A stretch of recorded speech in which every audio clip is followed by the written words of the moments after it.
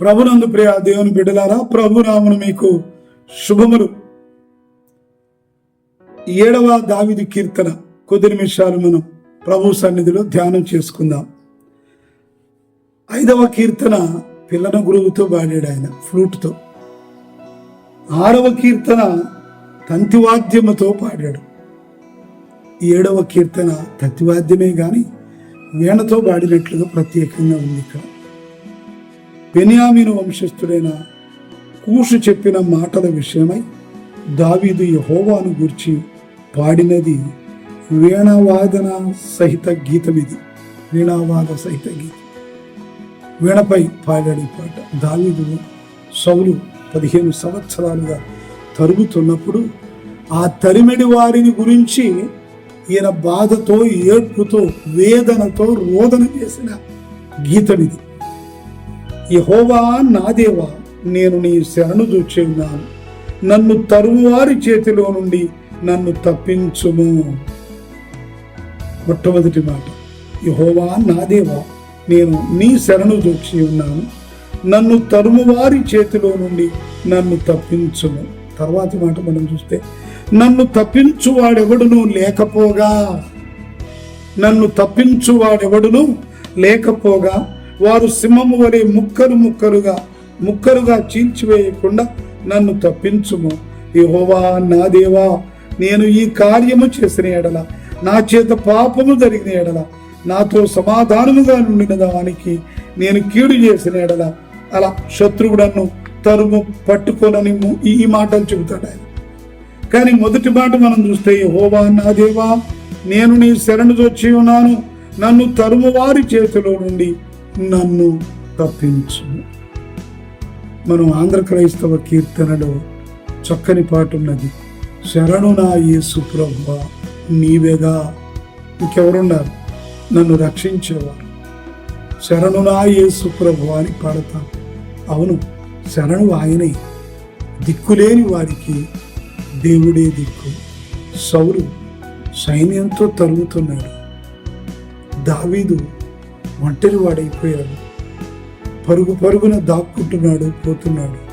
ఆయన కంటికి కనబడకుండా, తరువారి చేతిలో పడకుండా తప్పించుకు తిరుగుతున్నాడు. కానీ రక్షించువాడు ఆయనే అనేటువంటి ఒకే ఒక విశ్వాసముతో ఆయన దేవునికి ప్రార్థన చేస్తున్నాడు.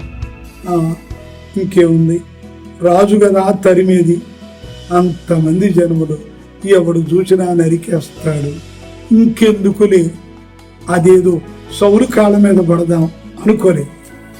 జాగ్రత్త సుమ, సహోదరుడా, సహోదరి, కష్టాలు మనకే వస్తాయి, నష్టాలు వస్తాయి, సమస్యలు వస్తాయి. అవి సాతాను శోధనలు కావచ్చు, శత్రు బాధలే కావచ్చు, అనారోగ్య సమస్యలే కావచ్చు. ఎవరిని శరణు కోరుతున్నావు?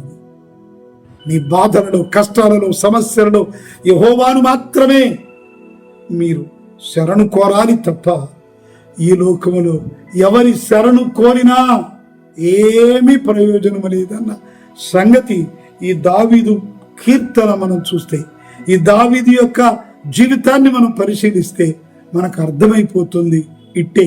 ఎందుకంటే శరణు కోరవలసింది దేవుణ్ణి. శరణు కోరాల్సింది సృష్టికర్తనే. వెరీ సింపుల్ టు సే.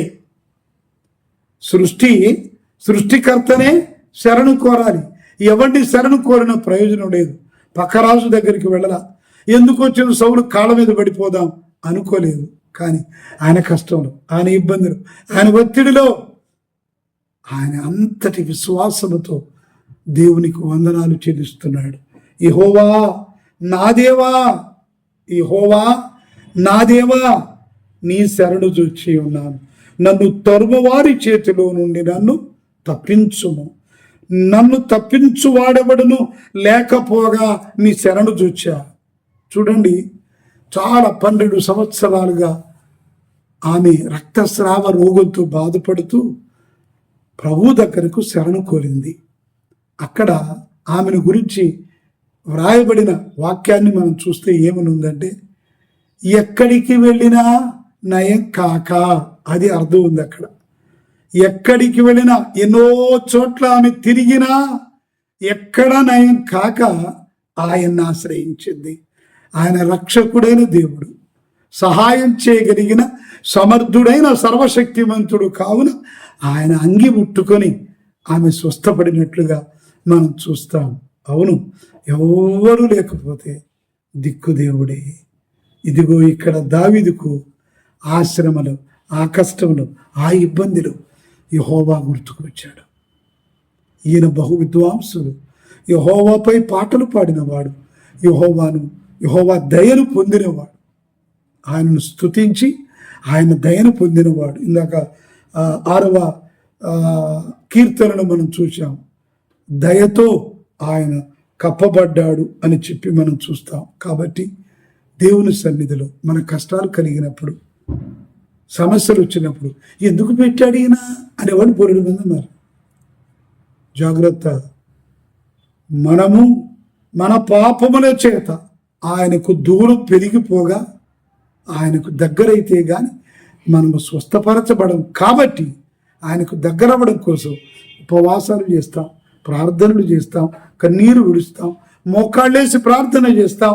అనేక రకాలైనటువంటి పద్ధతుల్లో ఆయనను సంతృప్తిపరచడానికి, ఆయనను నమ్మించడానికి, ఆయన మనకు సహాయం చేసే మనసు కలిగించుకోవడం కొరకు ప్రార్థన చేస్తాం. తరుమువారి చేతిలో నుండి నన్ను రక్షించును. శత్రువులు కావచ్చు, సాతాను కావచ్చు, అనారోగ్యాలతో తరమబడుతూ ఉండొచ్చు, ఆర్థిక బాధలతో మీరు తరమబడుతూ ఉండొచ్చు.